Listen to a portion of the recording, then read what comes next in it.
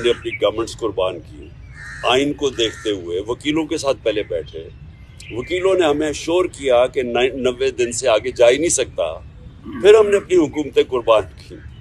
तो इसलिए तो नहीं कुर्बान की थी कि ये सारे अपने ये मोहसिन नकवी जैसे लोगों को ऊपर बैठा के और सारे हमारे मुखालिफ और ब्यूरोक्रेट्स और पुलिस वालों को ऊपर हमारे बैठा के और हमारे ऊपर इंतकामी कार्रवाई शुरू कर दें, और ये यहाँ भी और पख्तूनख्वा में भी। हमने तो इसलिए किया था कि हमने कहा केयर टेकर आएगा और उसके बाद 90 दिन में इलेक्शन होगी, तो ये उससे पीछे हट रहे थे। और ये भी कि इतना आगे निकल गया, ये भी साफ आइन की खिलाफ वर्जी है अभी भी, क्योंकि ये अब ये जाहिर है ये वो जो 90 दिन के बीच में नहीं हो सकता, क्योंकि इन्होंने इतना डिले कर दिया। तो अपनी अतिया को पहले तो मैं खराज तहसीन पेश करता हूँ, और ये अपने मुल्क के लिए भी ये बड़ी खुशाइन चीज़ है। दूसरे जो माशाल्लाह हमारी सबसे बड़ी पार्टी है पाकिस्तान में, मैं अपनी जुडिशरी को ये आज इत्तेमाद दिलवाना चाहता हूँ कि कौम उनके साथ खड़ी है, तो उनको कोई ये वो 98-99 में नहीं जिधर डंडों मार के सुप्रीम कोर्ट के ऊपर हमला हुआ था और कुछ रिएक्शन नहीं आया, बहुत बड़ा रिएक्शन आएगा पाकिस्तान के अंदर। तो ये हमने भी सारा वायरल हुआ ये जो क्लिप है, और मैं सिर्फ अपने जजेस को ये श्योरिटी देना चाहता हूँ कि हम सब खड़े हैं। दूसरी चीज़ की मैंने बात करनी थी वो ये, आज बाबर अवान ने एक प्रेस कॉन्फ्रेंस किया। देखिए पहले तो 17 मुझे किस्से हैं, मैंने जिन 3 लोगों के नाम लिए थे मेरे ऊपर जब वारदात हुई, तो मैंने उन तीनों के नाम लिए, तो हर चीज़ जो उसके बाद हुई मेरे अटेम्प्ट के बाद, वो मुझे कंफर्म करती है कि वो तीनों मुलव्वस थे इसमें। पहले तो कवर अप करने की कोशिश की, वो नवीद से पहली स्टेटमेंट, फिर शाम को दूसरी स्टेटमेंट आ गई। दूसरी स्टेटमेंट जब वो कर रहा था तो JIT के अंदर रिपोर्ट है कि वहाँ 5 नामालूम अफराद बैठे हुए थे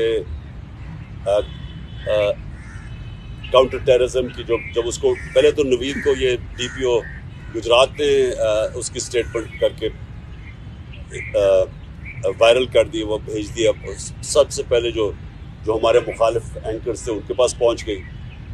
उसके बाद उसको उठा के लेके गए काउंटर टेररिज्म डिपार्टमेंट में। उधर 5 नामालूम अफराद जो कि जज के सामने एंटी टेररिज्म कोर्ट के जज के सामने JIT की रिपोर्ट है कि वहाँ 5 नामालूम अफराद थे, वो वहाँ बैठे। उसने दूसरी उसकी वीडियो बनाई और कई घंटे वहाँ रखा,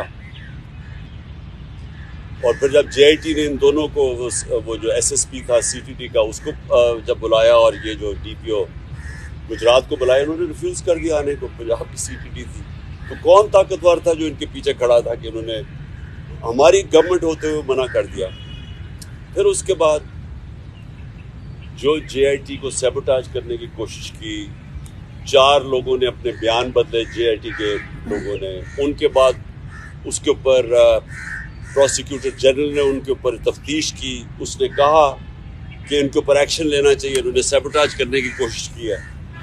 अब इस केयरटेकर गवर्नमेंट जिसका ये मैंडेट ही नहीं, आते साथ ही पहले JIT को चेंज रोका, उसके बाद उन 4 लोगों को जिनके ऊपर एक्शन कहा था उनको वापस JIT पे बिठा के, और जो लोग जो 2 काम कर रहे थे उनको इन्होंने OST कर दिया।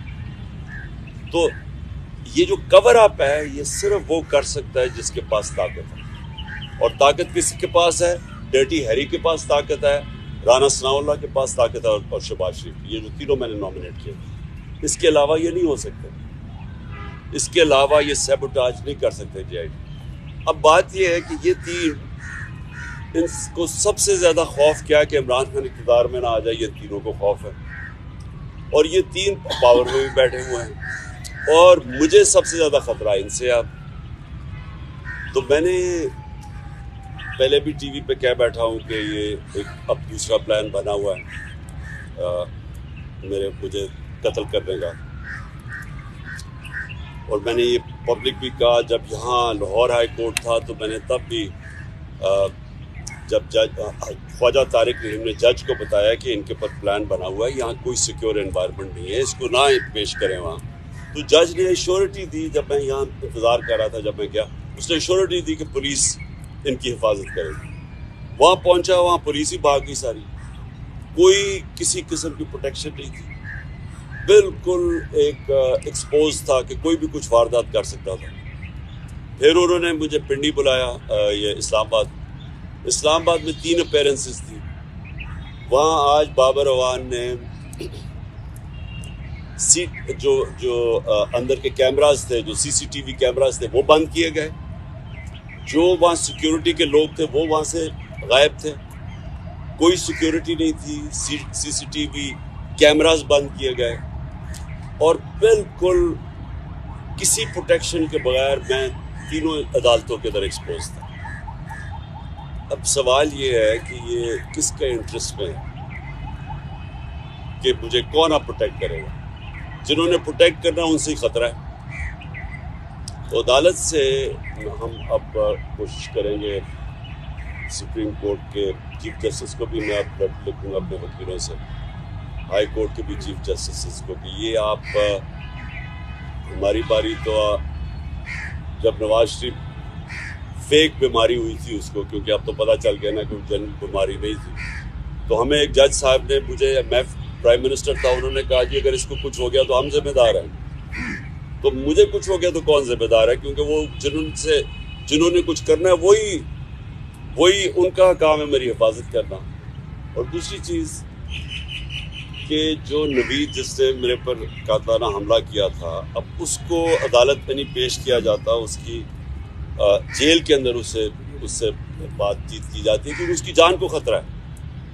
تو جس کی جان کے اوپر اٹیمپٹ ہو چکا ہے اور خطرہ ہے، اس کو کیوں وہ یہ گھسیٹ رہے ہیں؟ اور ان کیسز میں یعنی جو مزاحیہ خیز کیسز ہیں، ایسے کیسز ہیں جن کے اوپر کبھی یعنی اگر دنیا مذاق اڑائے گی کہ ایک ٹیررزم کا کیس کر دیا وہاں الیکشن کمیشن کے باہر، جبکہ میں وہاں تھا ہی نہیں، میں گھر پہ بیٹھا ہوا تھا، وہ مظاہرہ ہو رہا ہے، میرے اوپر دہشت گردی کا کیس کر دیا. یا دوسرا وہ جو ایک اور، اب سب کو پتہ ہے کہ الیکشن کمیشن پوری طرح، اب تو خیر ساری قوم کو پتہ چل گیا کتنی جانبدار ہے، یہ تو حکم ہی ساری ان سے لیتی ہے.